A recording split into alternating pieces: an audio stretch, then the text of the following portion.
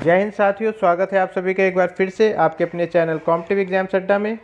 साथियों, इस वीडियो में हम चर्चा करेंगे कुछ सैम्पल क्वेश्चंस की जो कि यूपीएचईएससी असिस्टेंट प्रोफेसर एग्ज़ाम में पूछे गए हैं और आने वाले यूपीएचईएससी एग्ज़ाम में पूछे जा सकते हैं। अब देखिए, कुछ एस्पिरेंट्स को ये क्वेश्चंस ईजी लग सकते हैं, कुछ को ये एवरेज लग सकते हैं और कुछ को डिफ़िकल्ट लग सकते हैं। डिस्कशन के बाद में आप कमेंट बॉक्स में बताएंगे कि आपको किस तरीके के, किस लेवल के ये क्वेश्चंस लगे। उसके बाद में जो सॉल्यूशंस रहेंगे, मान लीजिए किसी को डिफ़िकल्ट लगते हैं तो मेरे द्वारा कुछ चीज़ें बताई जाएंगी जो कि आपके एग्ज़ाम में बहुत अच्छे से काम करेंगी। तो एक बार हम डिस्कस कर लेते हैं और कमेंट बॉक्स में आपके फीडबैक का मुझे इंतज़ार रहेगा। अभी अगर आप चैनल को न्यूली विज़िट कर रहे हैं, पहली बार विज़िट कर रहे हैं, तो इस तरीके के जो सीरीज़ है मैंने पहले कंप्लीट कर दी है और इस तरीके की वीडियोस मैं अपलोड करता रहता हूँ। यूपीएचईएससी असिस्टेंट प्रोफेसर एग्ज़ाम के लिए हम जो है काफ़ी मेहनत कर रहे हैं आपके लिए। तो अगर आपने अभी तक चैनल सब्सक्राइब नहीं किया है और आपको चीज़ें पसंद आ रही हैं तो आप बिल्कुल चैनल को सब्सक्राइब करें और आगे जो भी आपके मित्र हैं, आपके भाई बहन हैं जो इस तरीके की तैयारी कर रहे हैं, उनके साथ भी आप इन चीज़ों को शेयर कर सकते हैं। अब देखिए, शुरुआत कर लेते हैं फर्स्ट क्वेश्चन से। फर्स्ट क्वेश्चन है, how many types of marriage were there in ancient India.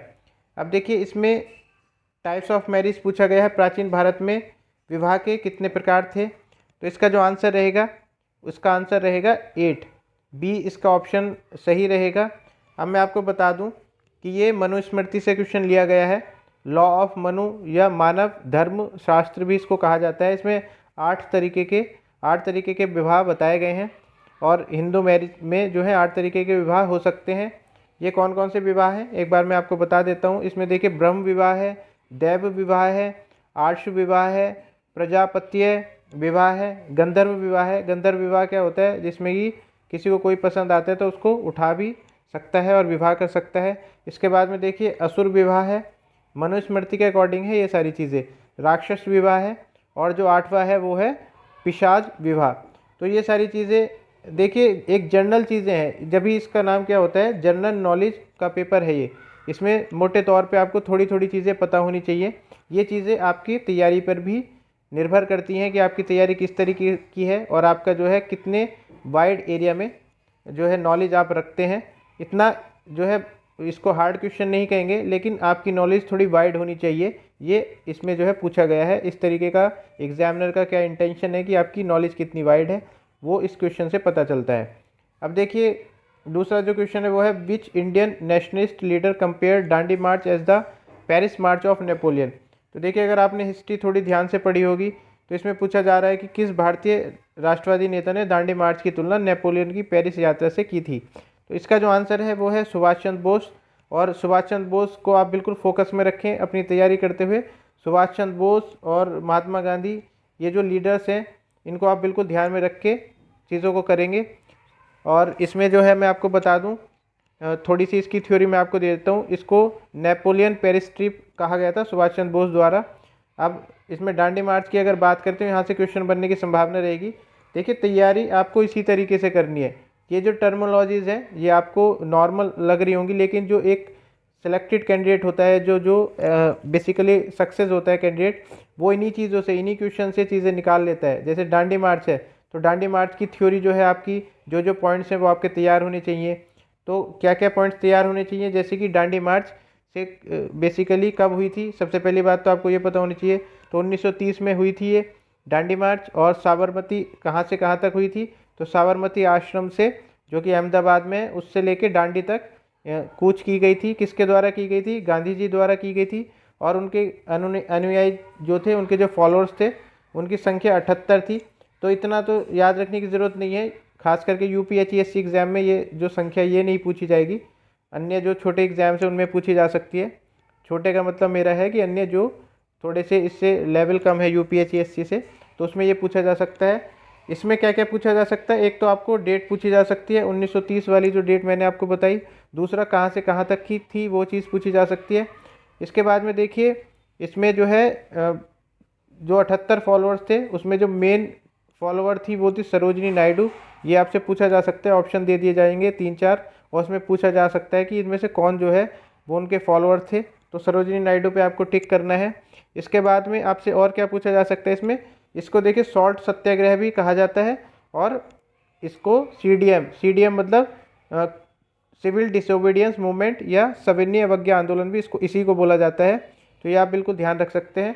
और इसकी जो एक डेट और क्या है, अप्रैल 6 में, देखिए अप्रैल 5 अप्रैल को 1930 को ये पहुंच गए थे डांडी पे, लेकिन जो मुट्ठी भर नमक ली थी गांधी जी ने वो 6 अप्रैल 1930 को ली गई थी। तो ये आपसे पूछा सकता है 6 अप्रैल 1930 वाली डेट आप याद रखेंगे, इस दिन जो है नमक कानून तोड़ा गया था, ये आप बिल्कुल ध्यान रखेंगे। तो ये सारी चीज़ें इंपॉर्टेंट है, आपको इसी तरीके से तैयारी करनी है।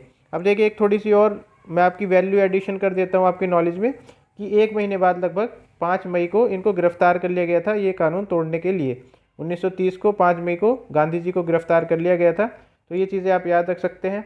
अब देखिए यही तरीका होता है पढ़ने का कि आप पॉइंट टू पॉइंट जो भी चीज़ें हैं वो आप नोट करके रखें, उनको बार बार रिवाइज करें। डांडी मार्च में इतनी चीज़ें अगर आपको पता है तो मेरे ख्याल से, मेरे एक्सपीरियंस से इससे बाहर चीज़ें नहीं जाएंगी और आपको जो है पूरे नंबर मिलेंगे इसमें। अब देखिए इसमें ये मिनरल से क्वेश्चन पूछे जाते हैं। मोनेजाइट सैंड कौन से एलिमेंट को कंटेन करती है, निम्नलिखित में कौन तत्व मोनेजाइट रेत में पाया जाता है। तो देखिए ये रेत है, खास करके बीचेस पे मिलता है, बीचेस पे जो कि मान लीजिए आंध्र प्रदेश की बीच है, उड़ीसा, कर्नाटका, केरला की जो बीचेस हैं उनमें ये मिलता है। तो इसमें पूछा जा रहा है कि कौन सा तत्व मिलता है। तो इसमें ऑप्शन जो है वो नेचुरल ऑयल है, थोरियम है, यूरेनियम है और कोल है। इनमें देखिए आप थोड़ा सा जनरल नॉलेज है। अब देखिए जनरल नॉलेज में थोड़ा सा आपको जो है अपना एलिमिनेशन जो माइंड है वो भी लगाना है, एलिमिनेट करना है। नेचुरल ऑयल तो ये इस तरीके की चीज़ें जो हैं सैंड में, बेसिकली सैंड की बात हो रही है तो ऊपरी परत में ऑयल तो मिलना मुश्किल है। यूरेनियम एक ऑप्शन हो सकता है, कोयला नहीं मिलेगा, कोयला भी खदानों में, माइंस में मिलता है नीचे की तरफ।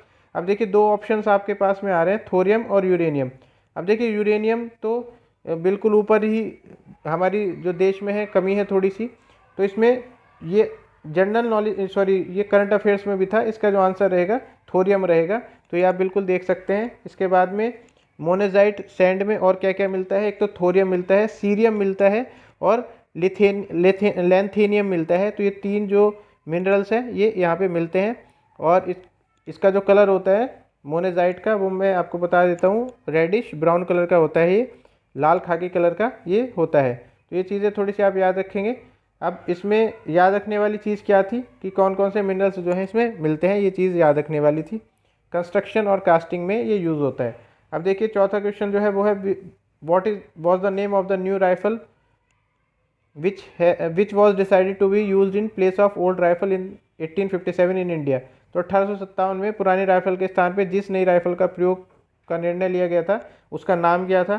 तो ये चीज़ें जो हैं थोड़ी सी आपको पढ़ने से भी आ सकती हैं, कई बार आपने सुना भी होगा, कोई मूवी देखी होगी, जैसे कि एक मंगल पांडे है, तो आपने सुना होगा कि एनफील्ड राइफल के नाम से था ये। एनफील्ड राइफल जो है ये नए तौर पे आई थी और इनको क्या करना होता था, इनका जो कार्ट्रिज होता था, जो इनका कार्ट्रिज होता था उसका जो कवर होता था वो आपको दांत से फाड़ना होता था। तो इस तरीके की चीज़ें थी कि इसमें जो है जो सुअर है, जो पिग का फैट है और काऊ का फैट है, वो उससे जो है इसको कवर किया गया है, तो वो फाड़ना होता था। तो हिंदू मुस्लिम जो यूनिटी थी, हिंदू मुस्लिम सेंटिमेंट से, सॉरी, उसको एक तरीके से क्या ठेस पहुंचाने वाली बात थी। इसी वजह से 1857 की क्रांति में जो है एक चिंगारी के रूप में इसको कहा जा सकता है इस इवेंट को। अगला क्वेश्चन है during the rhythm of which of the following rural राग दर्पण वॉज ट्रांसलेटेड इनटू पर्शियन। अब देखिए आपके सिलेबस में क्या है, एक भारतीय सभ्यता की विशेषताएं या संस्कृति की विशेषता, ये जो ऑप्शन है इसमें आप इसको क्या कर सकते हैं, मैच कर सकते हैं, इसमें आप इसको कोरिलेट कर सकते हैं। मिडाइवल हिस्ट्री से क्वेश्चन है और म्यूज़िक जो आर्ट से रिलेटेड चीज़ें रहेंगी उसको थोड़ा सा ध्यान देना है आपको। तो राग दर्पण बेसिकली क्या है, राग दर्पण बेसिकली म्यूजिक से रिलेटेड एक टेक्स्ट है और इसको जो है ट्रांसलेट किया गया था फिरोज शाह तुगलक के रीजन में। फिरोज शाह तुगलक के रीजन में इसको ट्रांसलेट किया गया था, कौन सी भाषा में, पर्शियन में। अब देखिए फिरोज शाह तुगलक, यहाँ पे एक ऑप्शन आया है तो इनके बारे में थोड़ा सा जान लेते हैं। सबसे पहले आपने सुना होगा कि जजिया कर लगाया गया था ब्राह्मण्स के ऊपर। तो जजिया कर जो लगाया गया था वो फिरोज शाह तुगलक द्वारा ही पहली बार लगाया गया था ब्राह्मण्स के ऊपर। इसके बाद में इसकी ऑटोबायोग्राफी आ सकती है फिरोज शाह तुगलक की, वो थोड़ा सा आपको ध्यान देना है, ऑटोबायोग्राफी एग्जाम में पूछ ली जाती है। तो की जो ऑटोबायोग्राफी थी उसका नाम था फुतूहत ई फिरोज शाही। तो ये थोड़ा सा आपको याद रखना है। इसकी स्पेलिंग मैं आपको बता देता हूँ, FURUAT फ्रुतर ई जो है फिरोज शाही। और इसने जो है राज किया था 1351 से लेके 1385 तक। 42 साल का था ये जब इसने गद्दी संभाली थी। अब देखिए इसमें एक चीज़ और क्या आपको पता होनी चाहिए, एक तो ये थर्ड रूलर था जो कि तुगलक डायनेस्टी थी, थर्ड रूलर था। और इसने देखिए कौन कौन से शहर बसाए थे। ये जो चीज़ें हैं थोड़ी सी पॉइंट वाइज ये आपको याद रखनी है, क्योंकि आपका जो एग्ज़ाम है वो मल्टीपल चॉइस है, तो आपको थोड़ा सा ऑप्शंस पे ध्यान देना है। इसने देखिए 4 शहर बसाए थे, एक तो फिरोजाबाद, दूसरा फतेहाबाद, तीसरा जौनपुर। और ये देखिए फेमस है, आपको लग रहा होगा, अगर आपने कभी नहीं पढ़ा होगा तो आपको काफ़ी डिफिकल्ट सा लग रहा होगा कि बहुत ज़्यादा बता रहे हैं, लेकिन लिया जाएगा कि फिरोज शाह तुगलक द्वारा जो है कौन से इनमें से कौन सा जो है बसाया गया था या कौन सा नहीं बसाया गया था। इस तरीके का आपसे क्वेश्चन पूछा जा सकता है, इसलिए मेरा बताने का यही कारण है आपको कि आप इसको बिल्कुल थोड़ा सा ध्यान रखेंगे। इसने देखिए इंफ्रास्ट्रक्चर पे काफ़ी ध्यान दिया था, स्कूल्स वगैरह इसने ये जो सारी चीज़ें ये सारी बनवाई थी इसने। और इसने कुतुब मीनार जो है एक अर्थक्वेक के द्वारा इसका थोड़ा सा पार्ट गड़बड़ हो गया था, इसका पार्ट जो है डिकन्स्ट्रक्ट हो गया था, तो उसको रिपेयर भी फिरोज शाह ने कराया था। अब देखिए इसमें एक पोटेंशियल क्वेश्चन और क्या बन सकता है, इनकी जो क्रोनोलॉजी है, क्रोनोलॉजी आपको मिडाइवल हिस्ट्री की सबकी याद कर लेनी है। जैसे कि मैं आपको बताऊंगा तुगलक डायनेस्टी की, वो आपको लिख लेनी है कहीं पे। घियासुद्दीन तुगलक पहला रूलर था, उसके बाद में मोहम्मद बिन तुगलक जो है या मोहम्मद तुगलक दूसरा था। फिरोज शाह मैंने आपको तीसरा बताया, फिरोज शाह तुगलक। इसके बाद में देखिए मोहम्मद खान जो है चौथा था। इसके बाद में घियासुद्दीन जहाँ पे शाह लग गया, जो सबसे पहला था वो था घियासुद्दीन, और जो मैं अभी बता रहा हूँ वो है घियासुद्दीन शाह सेकंड। ये जो है इसका 5वां रूलर था। इसके बाद में देखिए अबू बकर जो है छठा था। नासिरुद्दीन मोहम्मद जो है 7वां था। हुमायूं 8वां था। अब हुमायूं जो है आपने कहाँ पे मुगल्स में भी सुना है, लेकिन हुमायूं यहाँ पे भी था एक तुगलक डायनेस्टी में भी। और इसके बाद में जो लास्ट इसका रूलर है वो है नसीरुद्दीन महमूद। तो ये आप बिल्कुल जैसे मैंने बोला है वैसे आप लिख लेंगे, आपको चीज़ें याद रहेंगी, यहाँ से बाहर क्वेश्चन नहीं जाएगा। इस तरीके के क्वेश्चन ही आपके एग्जाम में आएंगे। अगला क्वेश्चन है 6th question, who wrote the economic history of India in 2 volumes during the British rule. अब देखिए इकोनॉमी से रिलेटेड जो भी क्वेश्चंस आएंगे तो थोड़ा सा आपको ध्यान रख लेना है कि जो हिस्ट्री में, जो मॉडर्न हिस्ट्री में इस तरीके के जो थ्योरीज हैं वो किसने दी थी प्रोमिनेंटली, तो आपको याद रख लेना है। ये जो दादा भाई नेहरू जी की जैसे थ्योरी है उसको याद रख लेना है, या बाल गंगाधर तिलक की कोई इकोनॉमिक थ्योरी है तो उसको, तो इस तरीके से आप चीज़ों को याद रख सकते हैं। इसका जो आंसर है वो है रोमेश चंद दत्त। रोमेश चंद द्वारा जो है इकोनॉमिक हिस्ट्री ऑफ इंडिया लिखी गई थी, इसके 2 वॉल्यूम्स दिए गए थे। अब देखिए 7वां क्वेश्चन है, in which part of constitution of India provisions related to elections was incorporated. अब मैं देखिए आपको चिल्ला के बताता हूँ, मेरी जो वीडियोज़ है मैंने पॉलिटी पे लगभग सारी चीज़ें करा दी हैं, क्या क्या चीज़ें आ सकती हैं। अब पढ़ने को आप कितना भी पढ़िए, किसी के बहकावे में आके आप कितना पॉलिटी जो है लक्ष्मीकांत बुक जो है पूरी की पूरी पढ़ डालिए, लेकिन जो चीज़ें आएंगी उतना मैंने आपको बताया है, इससे ज़्यादा आप पढ़ रहे हैं वो अच्छी बात है। तो अब देखिए क्वेश्चन के अकॉर्डिंग देख लेते हैं इलेक्शंस जो है कौन से पार्ट में है। इसी तरीके का क्वेश्चन आएगा आपका, इलेक्शंस कौन से पार्ट में है, कौन से आर्टिकल हैं, ये सारी चीज़ें ही आपकी आने वाली हैं। जो इंपॉर्टेंट आर्टिकल्स हैं वो मैंने कवर करा दी हैं। मोटे तौर पे जो जो चीज़ें पॉलिटी में आएंगी वो मैंने अपनी वीडियोस में कवर कराई है, आप चाहें तो उनको देख सकते हैं, वो आपके ऊपर है। अब देखिए पार्ट 15 में जो है इसका उल्लेख्य होता है, पार्ट 15, तो ऑप्शन नंबर डी जो है वो इसका आंसर रहेगा। और पार्ट 15 के बारे में मैं आपको बता दूं, आर्टिकल 324 से लेके आर्टिकल 329 तक जो है इलेक्शंस के बारे में बताया गया है। और आर्टिकल 324 सबसे इम्पोर्टेंट है इसमें। तो आर्टिकल 324 में क्या कहा जाता है कि इसमें जो पावर दी जाएगी, पावर सुपरिटेंडेंस कंट्रोल डायरेक्शन की, वो किसको मिलेगी, इलेक्शन जो कमीशन रहेगा उसको दी जाएगी। और ये किस किस के इलेक्शंस के लिए उत्तरदायित्व है इलेक्शन कमीशन, तो ये है बेसिकली सेंटर की बात हो रही है। तो सेंटर वाले जो है, सेंटर जो इलेक्शन कमीशन है वो पार्लियामेंट के इलेक्शंस के लिए, पार्लियामेंट में एक तो आपका लोकसभा आता है, राज्यसभा आता है। इसके बाद में देखिए स्टेट लेजिस्लेटिव के इलेक्शंस भी कौन कराएगा, इलेक्शन कमीशन ऑफ इंडिया कराएगा, और प्रेसिडेंट और वाइस प्रेसिडेंट के इलेक्शंस जो रहेंगे वो भी इलेक्शन कमीशन ऑफ इंडिया कराएगा। इसके अलावा जो पंचायती राज के इलेक्शंस है वो स्टेट इलेक्शन कमीशन कराता है। इस तरीके का क्वेश्चन भी आपके एग्जाम में पूछा जाता है, तो आप बिल्कुल इस चीज़ को ध्यान रखेंगे। अगला प्रश्न है zombie landing refers to which of the following landing.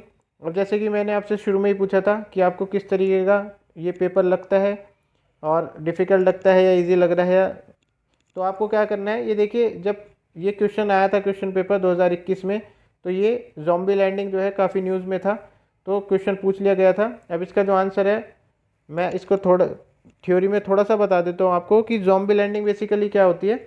जब कोई लोन लेते हैं, कोई कंपनी या कोई जो है एंटिटी लोन लेती है, उससे लोन जो है पे नहीं होता क्योंकि उसका जो प्रॉफिट है बहुत कम, प्रॉफिट ना के बराबर होता है, तो उसको क्या किया जाता है, 3 साल तक का उसका नापा जाता है, उसको प्रॉफिट नहीं होता जिससे कि वो उसको जो लोन लिया है उसको भर सके, तो उनकी जो है थोड़ी हेल्प की जाती है, उनको क्रेडिट दिया जाता है, इसी को ज़ॉम्बी लैंडिंग कहा जाता है। तो इसका जो आंसर रहेगा, a business group having interest coverage ratio of the entire group is less than 1। तो देखिए ये थोड़ा टेक्निकल सा लग रहा होगा आपको, इसको हम ज़्यादा डिटेल में डिस्कस नहीं करेंगे। तो ये लेस देन जब 1 होता है इंटरेस्ट कवरेज रेशियो, तो उसको हम ज़ॉम्बी लैंडिंग कहा जाता है। लोगों के द्वारा जो है क्रेडिट दिया जाता है, गवर्नमेंट द्वारा क्रेडिट दिया जाता है ऐसी एंटिटीज़ को। अगला जो प्रश्न है वो है article 21A of the constitution of India provides for, क्या प्रोवाइड करता है, तो देखिए राइट टू एजुकेशन आएगा इसमें, राइट टू एजुकेशन। अगर यहाँ पे आर्टिकल 21 होता तो right to life and personal liberty पे आप करते, यहाँ पे 21A है तो ये राइट टू एजुकेशन है। अब देखिए 21A जो है बाद में इंसर्ट किया गया था 2002 में, और 2002 में 86वां जो कॉन्स्टिट्यूशनल अमेंडमेंट एक्ट था उसके थ्रू इंसर्ट किया गया था ये। इसमें क्या बताया गया था, इसमें जो भी 6 से 14 साल के बच्चे रहेंगे उनको फ्री एंड कंपलसरी एजुकेशन दी जाएगी, इस एज ग्रुप के बच्चों को फ्री एंड कंपलसरी एजुकेशन दी जाएगी। अब देखिए ये कौन से पार्ट में है, ये थोड़ा सा आपको याद रखना है, पार्ट 3 में है, फंडामेंटल राइट्स में ये आता है। और इसमें जो है कौन सी कमेटी के बेसिस पे ये जो राइट है ये इंसर्ट किया गया था, तो ये क्वेश्चन पूछा जा सकता है। तपस मजुमदार कमेटी जो है उनके रिकमेंडेशन के बेसिस पे ये जो है फंडामेंटल राइट्स में इंसर्ट किया गया था आर्टिकल 21A। बहुत इंपॉर्टेंट क्वेश्चन मैं इसको कहूँगा, जो मैंने डिस्क्रिप्शन दिया है वो भी इंपॉर्टेंट है, हो सकता है आपके आने वाले एग्जाम में इसी तरीके का क्वेश्चन आपका बन जाएगी, कौन सी कमेटी के रिकमेंडेशन पे ये इंसर्ट किया गया था। अब देखिए ये उस टाइम का जो है करंट अफेयर्स है जब ये क्वेश्चन पेपर आया था। अभी भी इसमें से कुछ लोग हैं जो ये जो पोस्ट हैं इनको अभी हेल्ड करते हैं। अब जैसे कि इसमें जगजीत पवेड़िया हैं, उनको international narcotics control board INCB के जो हैं ये प्रेसिडेंट हैं। और इसके बाद में देखिए डॉक्टर पैट्रिक अमोग जो हैं ये बेसिकली WHO से रिलेट करते हैं। कल्पना कोचर जो हैं ये बिल एंड मेलिंडा गेट्स की जो है एग्जीक्यूटिव मेंबर हैं। और इसके बाद में देखिए इज़ाक हरजोग जो हैं ये इजराइल के प्रेसिडेंट है, तो ये आप बिल्कुल थोड़ा सा ध्यान रख सकते हैं। और इसमें जो ये ऑप्शन है जो कल्पना कोचर हैं,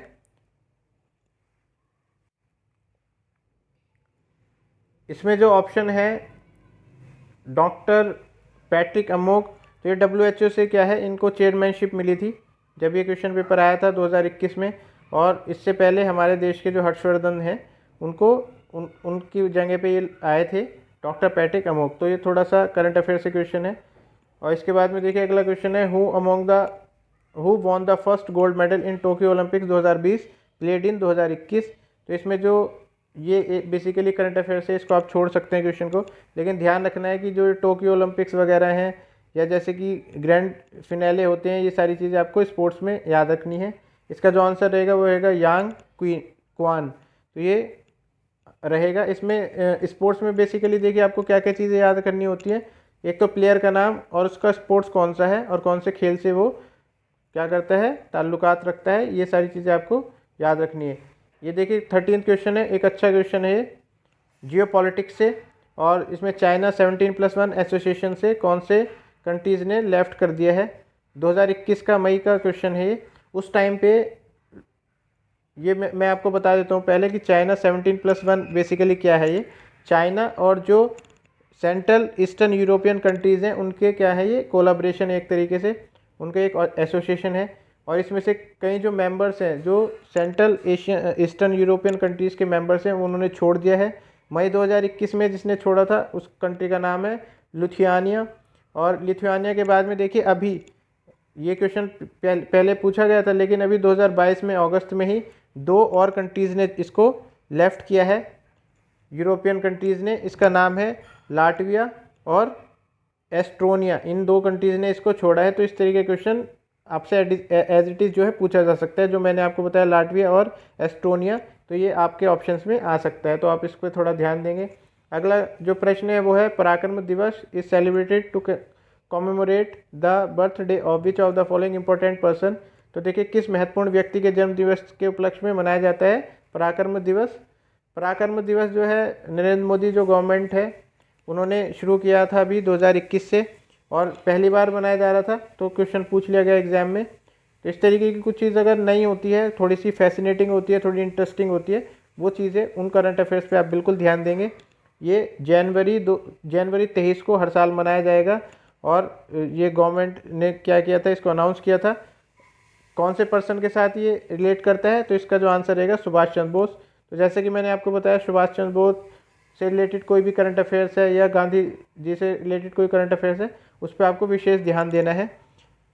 तो ये देखिए पराक्रम दिवस या करेज डे के हिसाब से भी इसको कहा जाता है। इसके बाद में थोड़ा सा मैं सुभाष चंद्र बोस जी के बारे में आपको बता दूं। कटक जो कि अभी उड़ीसा में है, उसमें इनका ये जन्मे थे।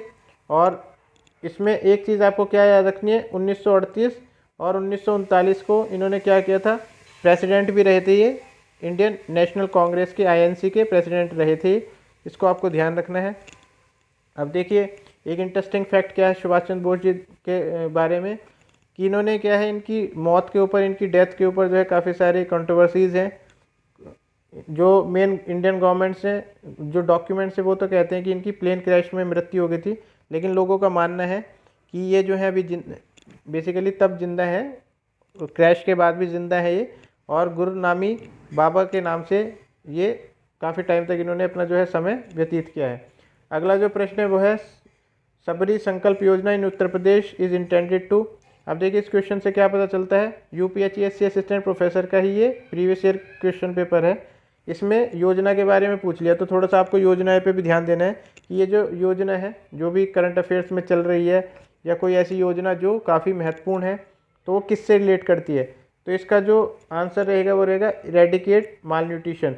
सबरी आ गया इसमें। तो सबरी ने देखिए जो राम जी थे, राम जी को बेसिकली बेर खिला के उनकी जो भूख थी वो थोड़ी ख़त्म करने की कोशिश की थी।